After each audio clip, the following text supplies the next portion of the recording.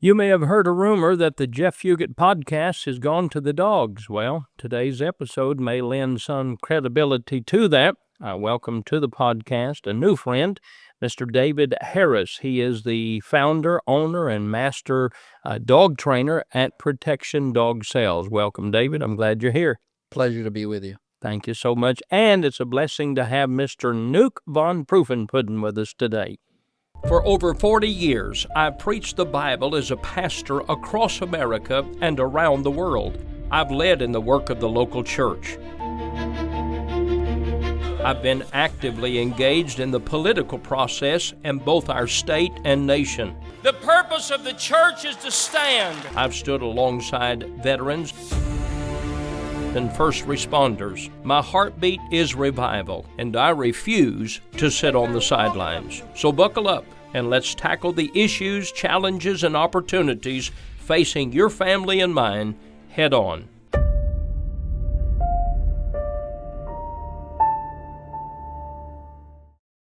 Well, many of you are listening to the podcast on all the different platforms. There is a good number of folks that are watching either on YouTube channel or Facebook. If you are listening and you would like to get a visual of who we're talking to and what we're talking about, you can go to the website protectiondogsales.com, or you can look up David Harris or PDS, anything like that. And you will find Protection Dog Sales, and you can see Nuke von Proofenpudding and all of the family that is there, and learn about them as we talk to Master Trainer David Harris. I met David and Jenny just a few months ago, just wonderful folks. I fell in love with them quickly, and we have become fast friends, and I've been anxious. You know, I've been talking to politicians. I'm going to have some fun today. And we're going to have a good time. I love dogs, and I love David Harris. So we're glad you're here. Tell us about you first. Where did you grow up? I grew up in Shreveport, Louisiana, so I'm technically a Cajun. Yeah, down in the bayous. Hot place, humid. Yep, that's right. My father had some medical issues, so he retired very young, and we moved back to his home state, which was Oklahoma. So I got there at 8 and grew up there until I went to school at Oklahoma State University. I see. I asked you the first day I met you. I'm a pastor, of course, and preacher and a Christian. And so one of the first questions I asked you was if you knew Christ as Savior, and you told me that you were saved and baptized. I forget what age. Did you say 8 or 10 or? Yes. That's about right. Yeah, and became a Christian then, and you've been attending church the last few months, and I'm just excited to talk about the dogs. Let's talk about you for just a minute, and you went to college. How did you learn, or what did you learn about dogs? Well, when I was at Oklahoma State University, I studied animal husbandry, genetics, psychology, so, that really prepared me, and then after I left Oklahoma State University, I went to West Virginia Canine College, which is a trade school for dog trainers. Wow. So I went through their professional dog trainers course, and it was my intention to stay there, but I didn't tell them that. So I worked really hard. I had very, very high grades, both in the classroom and on the field. And before I graduated, they offered me a position as an instructor. So I stayed there for 2 years. My primary goal was to be able to do research and, try different methods of training. When you run a business, you can't do research. You got to make a living. Yeah. So staying there and working, basically for free for 2 years gave me the latitude to do the research and try different methods. So that's been the real key to my success. Yeah. What years? What year was that? It was 85. 85. So I graduated high school, in 82, in college, the years after that. So 40 years, you've been doing this 40 years, haven't you? Yeah. 4 decades. 4 decades. It sounds like a long time if you're looking forward, but looking back, Right. It's gone by quick. It's amazing. Now, you told me a story about a little dog you found when you first started. Yeah. So when I was at Oklahoma State University, and we had a judging class, and it was a laying hen judging class. Believe it or not, they have a criteria for laying hens, and they had brought all these coops out into the grassy areas so that we didn't have to go in, where it didn't smell so good. And we were walking around trying to learn how to judge chickens, and this little mixed breed German Shepherd puppy wandered up. And me being a dog lover from the beginning, I opened up one of the coops and gave him an egg, and that was it. He was my dog from that point forward. And over the course of the next year, he inspired me. He was really the impetus of why I went so deep into dog training. Oklahoma State University being an animal college, they had a massive library, and I studied every method: circus training, military training, hunting, therapy dogs, everything available about training, all the different methods. I wanted to learn them all. I didn't want to be a method trainer. There's one way to train dogs. I wanted to be able to train all methods of dogs. And he really inspired me because I couldn't keep up. He was learning behaviors faster than I could teach them. So he really motivated me. Wow. Now, at the end of the audio part here and us talking about dogs, we're going to put some video. We're going to do some video downstairs, and you're going to see Nuke work. Now, he's just a puppy. The dog you saw behind me, Nuke, is only 9 months old, and for him to sit in that wobbly, moving chair was pretty neat that he sat there that long, and I'm just so impressed. I want you to see Nuke at the end of the podcast today, and don't forget that website, Protection Dog Sales. They have just hundreds of videos. I watch them for rest time and entertainment time. I look just about every day to see if there are new ones up there because I enjoy watching those. Now, when did you start Protection Dog Sales in Frankfort? So when I originally moved to Kentucky, I was actually based out of Lexington, but I had no place to live. I moved to Kentucky with $300, a pregnant wife, and 3 German Shepherd puppies, and knew no one in the state. So when I first began, I really started with literally nothing, and it built very, very quickly, and I was able to rent a home, and eventually I purchased a small kennel in Frankfort, Kentucky. So that in 87. That was 87. That was about 87 when we really got rolling there. And in the beginning, we boarded dogs, we groomed dogs, we trained dogs for the public. I do what I call threshold training. In other words, anything that would come over that threshold, I would train it. Pit bulls that had bitten many people, and little dogs that couldn't be housebroke, and chewing dogs, and every kind of problem, every kind of psychosis. We saw it in the beginning, and I didn't have the luxury of picking and choosing what I was going to work with. So I got a master class in dealing with dogs with massive behavior problems. Wow.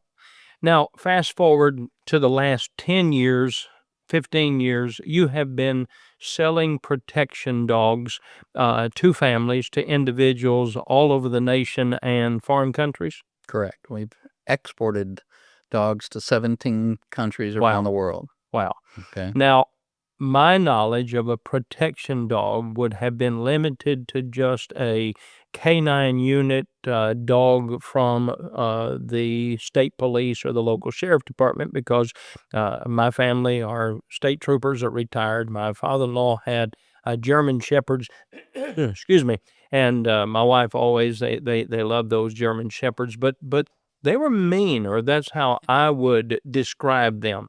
When I came to your place and I saw this is a protection dog, this is the kindest, friendliest dog I've ever seen. And it's amazing the difference in that. What is the difference in that type of Well, we call training? it the PDS difference, okay? And the difference is both genetic. We're selecting a different temperament type. So police dogs, they're bred to be quick to react, a little bit defensive. That is exactly what is needed in that situation. You have 1/100th of a second to make a decision. Right. They can't think about it. They can't hesitate. They have to react very, very quickly. A personal protection dog is next level up as far as tolerance to public pressure. In other words, if you're out in public and a 4-year-old child breaks away from its mother and comes running at you and grabs your dog around the neck, he has to tolerate that. And police dogs do not. They don't have to put up with any kind of public pressure. So a personal protection dog has to be able to have a long fuse, much more tolerance, and that starts with correct breeding. And that's where my education at Oklahoma State University, studying genetics, really helped me understand how to pull together the different bloodlines. We are currently in our 7th generation of our own bloodlines. Wow. It matters. Genetics matters. Yes.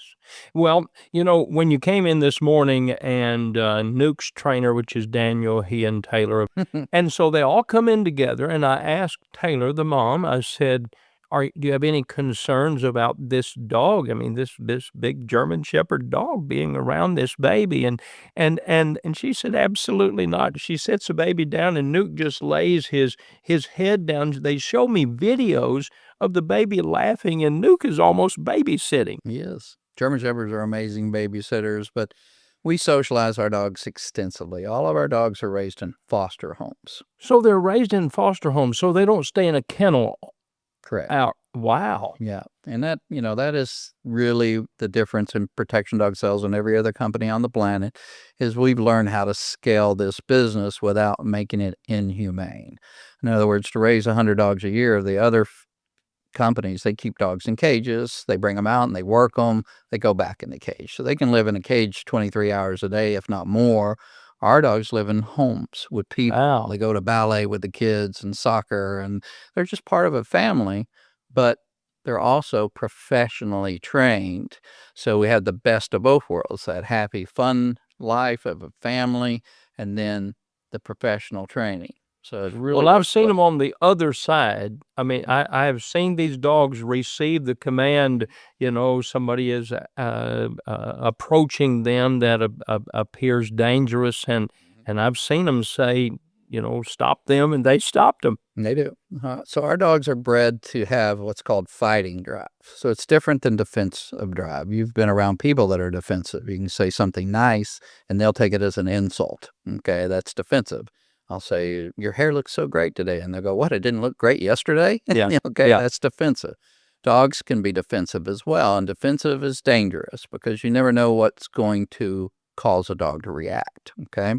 So we stay away from defensiveness in our dogs, and but to develop the fighting part of it, we develop fighting drive. Imagine a young Chuck Norris, and he's 5 years old and he's running around karate chopping everything. Yeah. He had fighting drive from jump, right? Yeah. So that got developed and disciplined and built in there. So our protection training is different. It builds confidence, teaches the dogs how to react, but also how to not overreact. That's amazing. I mean, I was just so impressed. Now, you have, I think, 4 breeds of dogs that you train. Is that right? Our primary 3 breeds are German Shepherds, Dobermans, and Giant Schnauzers. And the reason we want to breed our own dogs is that's quality control. We're able to control the breeding program and the genetics, the health, longevity. These are all things that are very important to us. Mm-hmm. Wow. And it's amazing. And of course, 2 of the dogs shed natural. The Schnauzer, their hair is groomed. They're cut. Is that right? That's correct. They're a very low shedding breed, and thus they're very, very popular. And we're adding Airedales to our lineup. So We've been working very hard to get the quality genetics to meet our standards. And we're also going to be adding Boxers as well. We want to have some diversification, give consumers a choice. Yeah. That's neat. Now, I love dogs. I've always had a dog. I have a little dog today that is a Shishon, and it is a lap dog. And so it doesn't matter how long I sit and study and prepare a sermon, read a book. If I'm sick, if I'm healthy, if I'm watching a ball game, no matter what, that little dog is always right there beside me. And I like that. I've always enjoyed dogs. Then I look at these dogs and I realize, okay, this main purpose of this dog is to protect me, to protect my family. But you trained them. And so if I purchased a dog and I became an owner, I'm not a trainer. How do I learn I know how to love a dog. Right. How do I learn how to take care of that dog or tell it what it needs to do if I need protection or if I just need a companion? Yeah. So a wonderful question and very important to understand. Protection dog sales we don't just sell protection dogs. We sell education. We're an education company. We're a service company. We make sure our customers have the information they want. I used an analogy with you earlier. Back in the day when you had a VCR, you didn't know how to build it, but you knew how to operate it. Yeah, Okay. mine still flashes 12 o'clock. A lot of our customers' dogs don't do everything they could do, but we do provide an owner's manual. We have an educational website that goes through every possible question and detail. We have an ebook. We have support materials. All of our dogs' behaviors are documented prior to them going to the new home. It's what's called an exit video. It's a summary of all the hand signals, the verbal commands, the service dog behaviors that we teach our dogs. So they have a visual, and then we don't ship dogs. We deliver dogs. I've flown as far. That's neat. I've flown as far as Cambodia to deliver a dog to a new family. And once again, my wife, Jenny, she's got well over 2 million miles flying around the country delivering dogs. Right. It was amazing. You know, part of what we do is hand delivering dogs. Yes. People have different lifestyles, okay? I'm a pastor. What are the different lifestyle people that have a protection dog, and how do the dogs learn, or how do you train a dog to fit the different lifestyle of their owner? Do you match dogs to personality to people?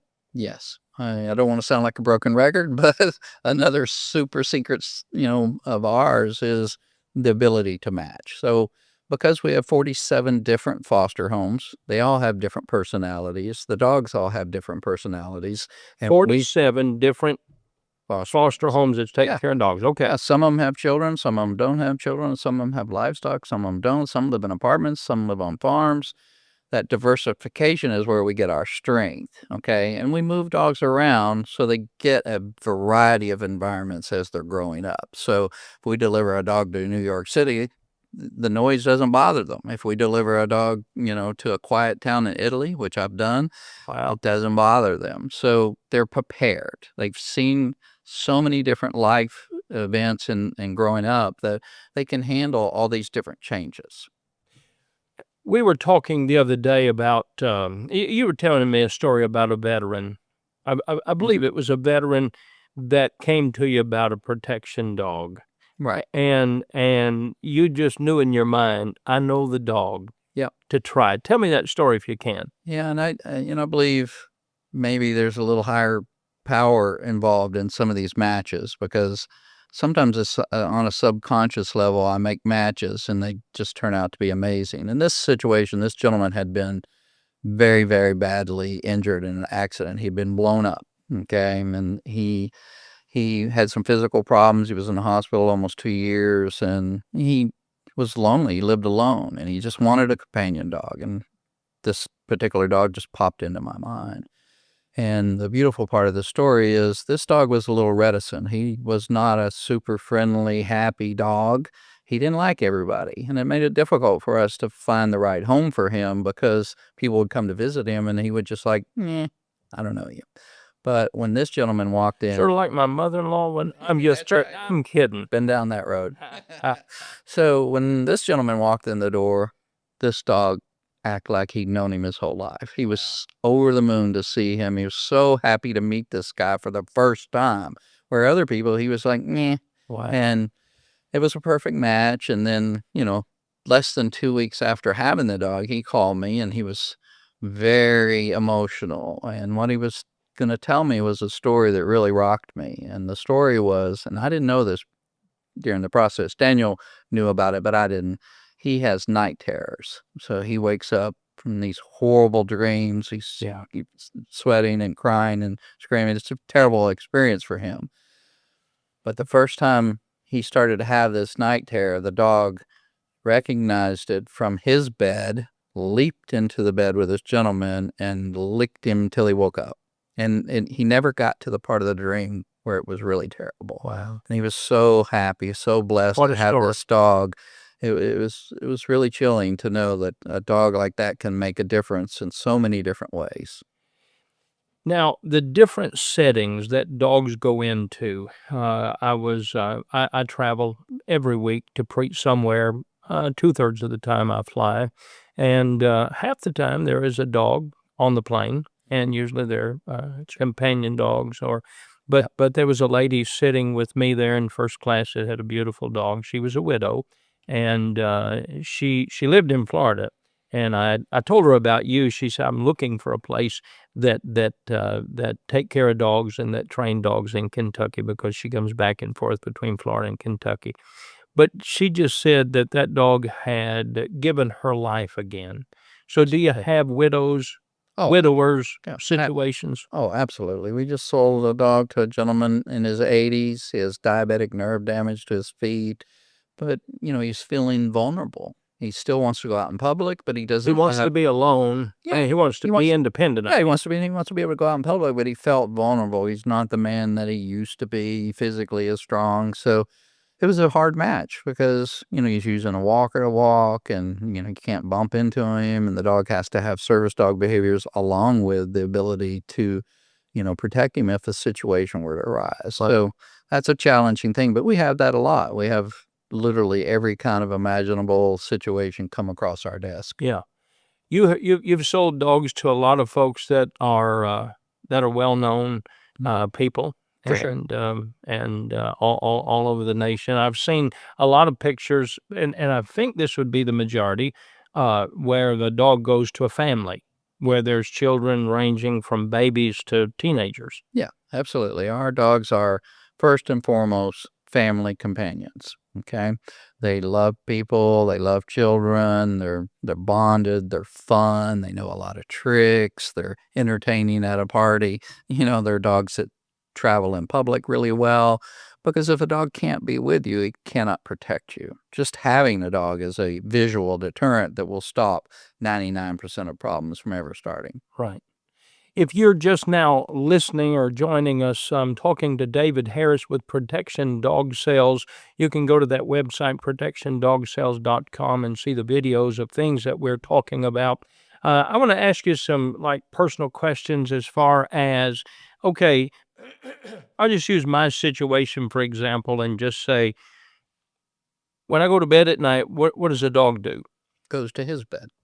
And that's why all our dogs are trained from a very early age to go to their own bed and stay there until you tell them to get up. Literally will stay there for, until they burst, 10, 15 hours. They would stay until you release them to get up. Okay. So they're not up roaming the house, tearing things up at night, going through the garbage cans and all of that. No, they're, especially in the beginning when you get a new dog, it's good for the dog to have boundaries and to know where his place is. As the dog's relationship with you evolves, then you may allow him more latitude to roam around, just like you would a child. At first, you have very strict boundaries, and then you give them more and more responsibilities. A lot of our dogs will choose, not trained, it's instinct, to put themselves in between you and a entry point, like a door.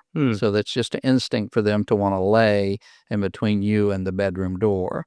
A lot of our family dogs will patrol the house at night and lay at the top of the stairs so they can watch everybody's room. So that's a choice. If the dog is mature enough and has the experience, he can do that. Are they taught to warn? Do they bark? What happens if there is somebody shaking a door or window? So from the beginning of time, humans have had dogs because they hear better, they see better, and they smell, better than humans. So they're the first line of defense to know there's an invader in your home. So they pick up danger way before you ever know.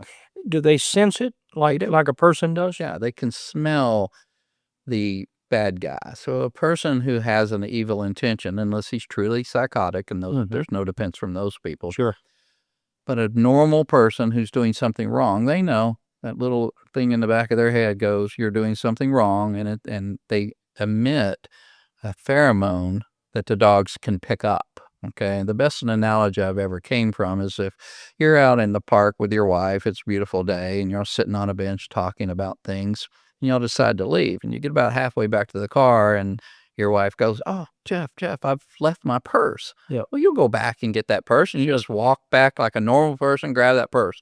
But if you were there to steal that purse, you walk differently, You move differently. You stalk, you creep, you stop, you move. Your eyes are different. Your pupils will dilate, and your body is kicking out fear pheromones. Dogs pick that up it's just blazing off your body. If you can visualize Pigpen from Snoopy, Charlie Brown. Yeah. Imagine Pigpen and they visualize the dust coming off of him. That's exactly what a bad guy's doing. The scent is just blowing off of him. It's amazing. Yeah. And the dogs pick that up. Wow. Instantaneously. Well, do I have to get up during the night and let the dog out? Depends on the age and the maturity of the dog, but not normally, no. Yeah. So do you do you let the dogs out every morning? Do you train them to go to a specific place? Yeah, they have a routine, and a lot of our customers don't have big yards. I delivered a dog to LA during the riots in 2020, and the gentleman had only a patch of ornamental grass about a foot wide and 8 feet. Otherwise, his house was on a cliff.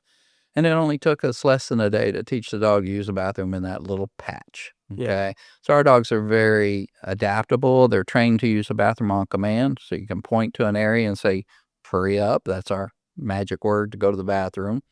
And they understand that very, very quickly. And we teach our clients how to build potty areas, how to maintain them. It's very important to us. Do all dogs stay inside? Do they stay in the garage? Do they stay outside? 99% of our dogs they want to be with the family. Okay. They would be very unhappy left alone or left outside. They want to be part of a family. Mm-hmm. So typically they're going to stay with you wherever you go. Our customers take their dogs to work, take them shopping, take them on vacations. I have pictures of dogs all over the world. Yeah. I even have a picture of one of our dogs in the Vatican. Wow. Okay? So you get up in the morning, you have your morning routine of getting ready. I'm in my morning routine, getting ready, devotions, coffee, breakfast, and I'm, up a couple of hours, then I'm out the door. So that dog stays at home. Can they stay at home by themselves 6, 8, 10 hours? Easily. Yeah, Okay. that's your choice. They'd rather go to work with you. But if that's not an option, our dogs are trained from very beginning to be loyal, but not dependent. There's a big difference. Good. That's really, I like that. Yeah. So they're loyal, but not dependent. Yeah. So they don't fall apart if you leave them. They don't get upset. They're used to it. They're prepared for it. They're confident dogs. They're not nervous or anxious. Mm-hmm. They're very confident dogs. And though they prefer to go with you, they understand they don't always get to. How much exercise do they need every day? Very little. A lot of That's people, good. a lot of people believe that you have to exercise a dog to make them calm, and that's just not true. I have hundreds of educational videos, and one of them is called the exercise myth. People think the only way to get a dog to be calm is to exercise them to the extreme. The truth of that is all you're doing is making the dog more fit to drive you crazy.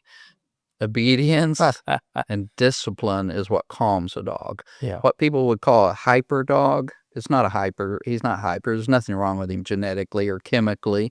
What's wrong with him is he doesn't know where the boundaries are. The same as with a child. If a child doesn't know what the expectation is, Mm-hmm. they're going to push. They're going to push and see what reaction the mom or dad is going to give them, right?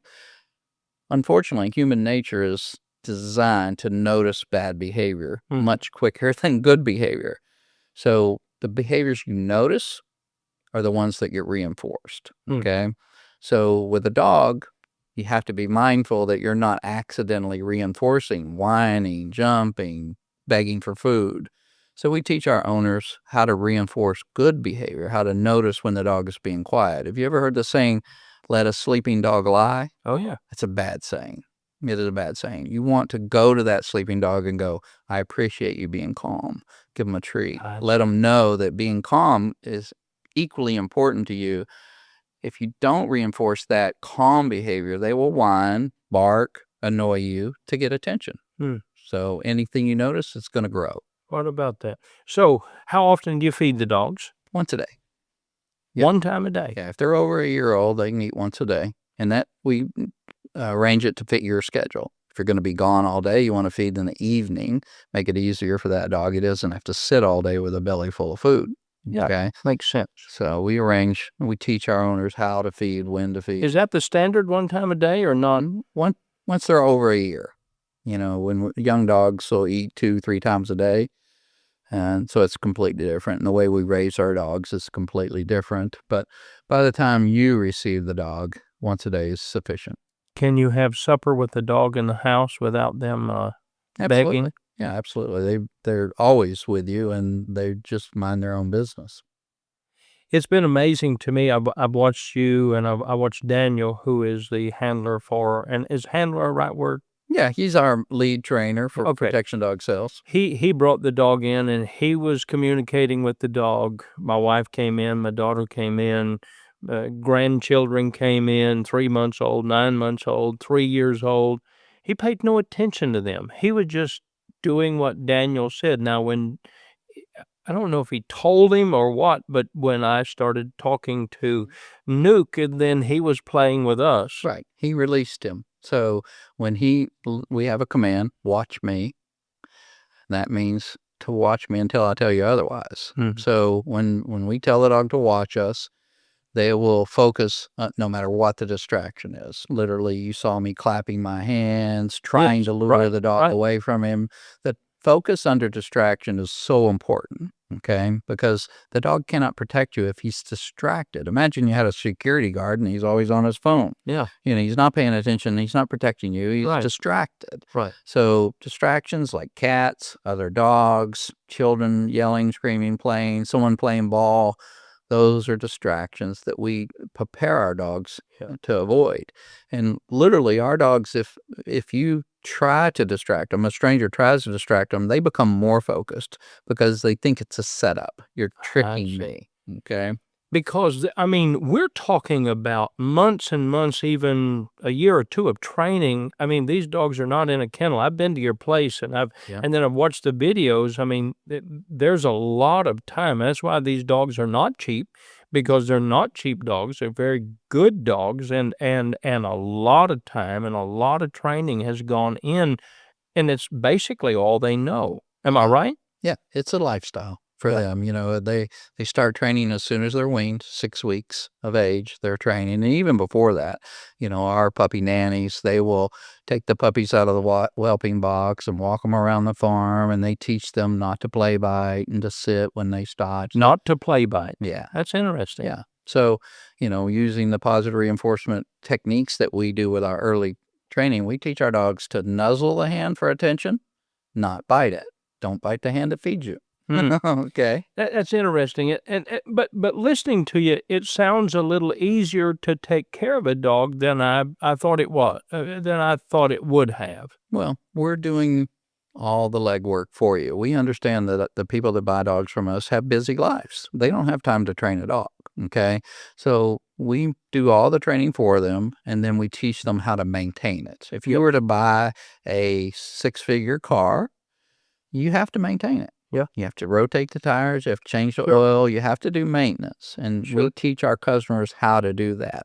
And the training is maintained in what we call mini lessons, little micro training sessions. So you're going to feed the dog, right? Mm-hmm. Turn that into a training session. You're going to let him out to use the bathroom. We turn that into a little 5-minute training session. Yeah.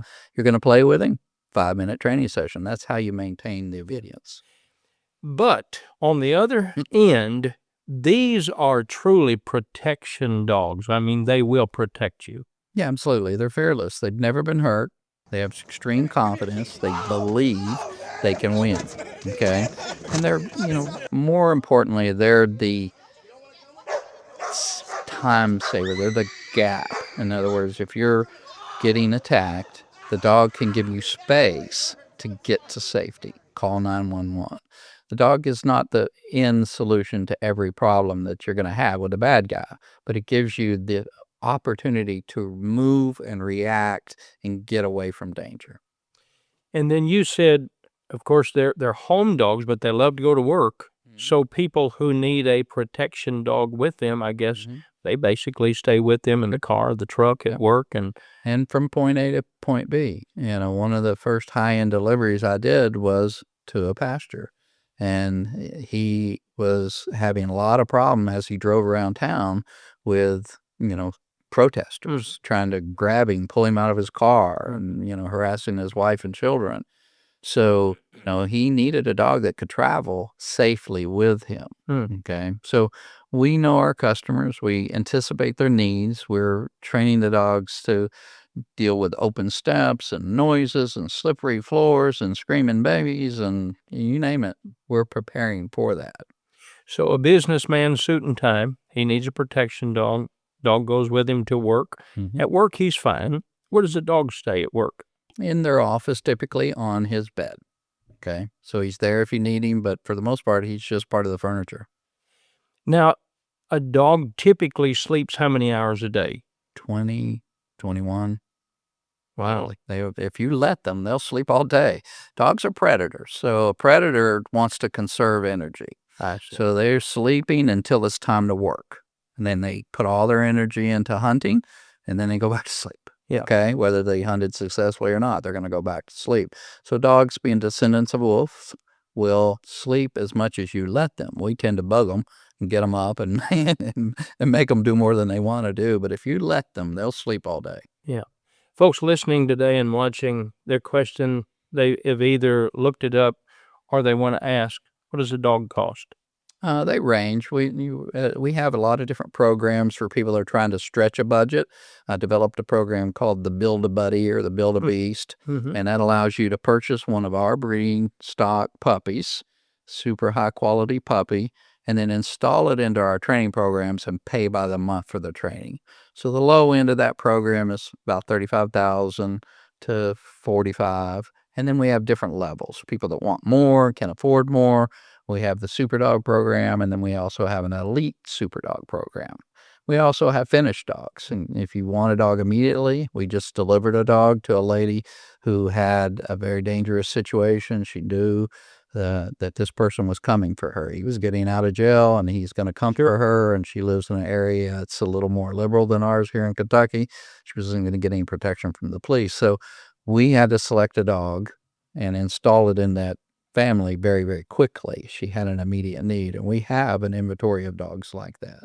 Yeah, that's great. So and I also saw on the website the puppy, you can buy just the puppy, or the puppy is priced. Yeah, typically we do not sell puppies without training. Right. Okay, what you saw on the website is the beginning of that program. Okay, so I used to sell puppies to the public, and I got tired of the phone calls, where they didn't develop it, they didn't train it properly, and I had to try to fix those problems, and it was sometimes almost impossible. So you're not a breed mill just trying to sell puppies. You're trying to sell companion protection. Yeah. You're not trying. You do sell those. So this is an important point.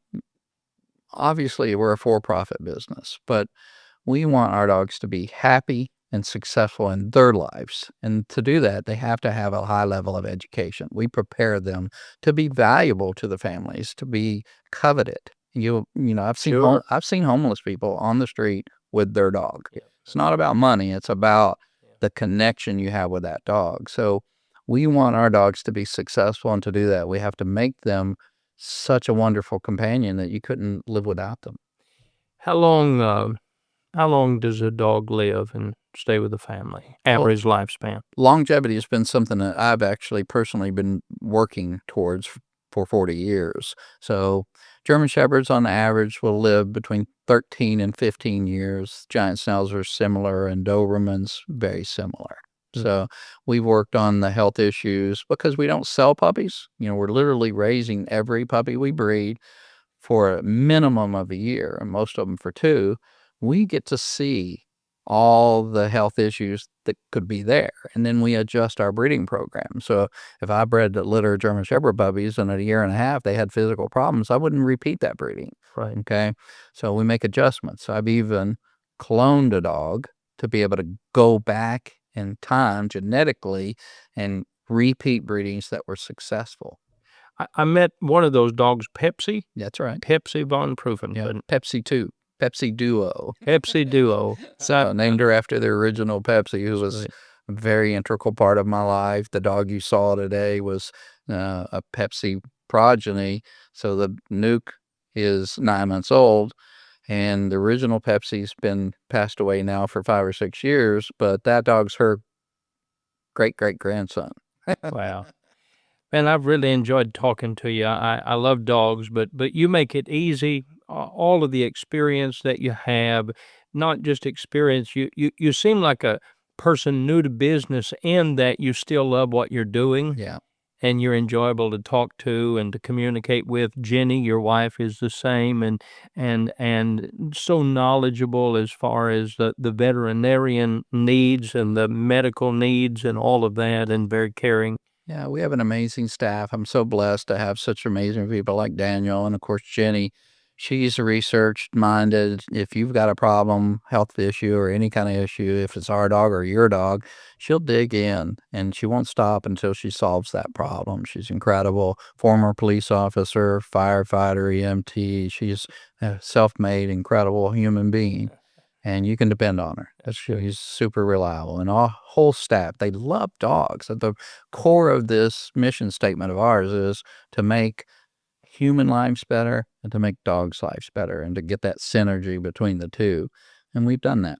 It's been a real joy to talk to you today. Can we go downstairs and see what Nuke is all about? Absolutely. The proof is in the pudding, and the pudding's going to be good. Good. David, welcome. I have the students here, most of them from Clays Mill Christian Academy. Some of the fellows are gone on a basketball trip, but we're glad you're here, and we welcome you to our school. My pleasure. Welcome you to the podcast today. I told the folks there is a rumor that my podcast has gone to the dogs.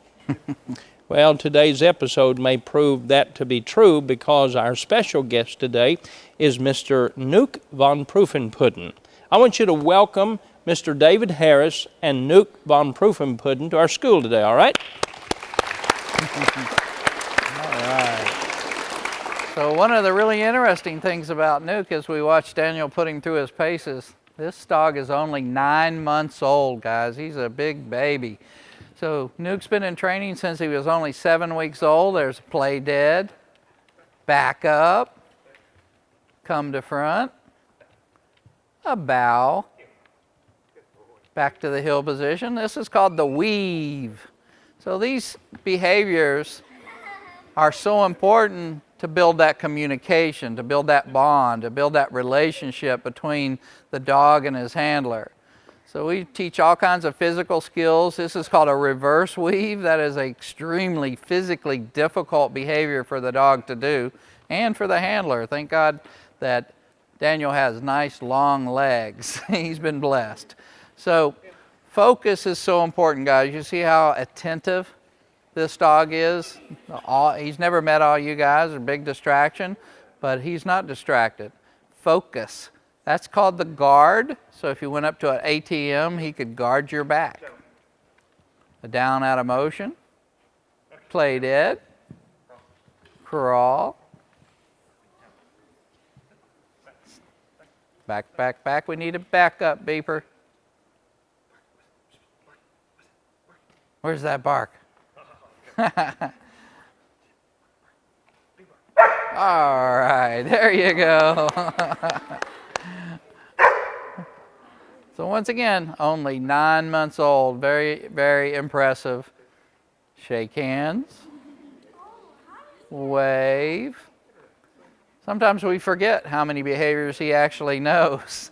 And of course, he's great in public. He loves to go out. He loves to meet and greet people. Great in the car, great in restaurants. He's just a fun dog. And 7th generation of our bloodlines. The proof is in the pudding, and I believe that's pretty good pudding, guys. Hope you enjoyed that. Now, David, this is a good companion, a friendly dog, but this is a protection dog too, right? He is, and we have extensive video showing his protective skills. It's pretty shocking how powerful he is in the protection.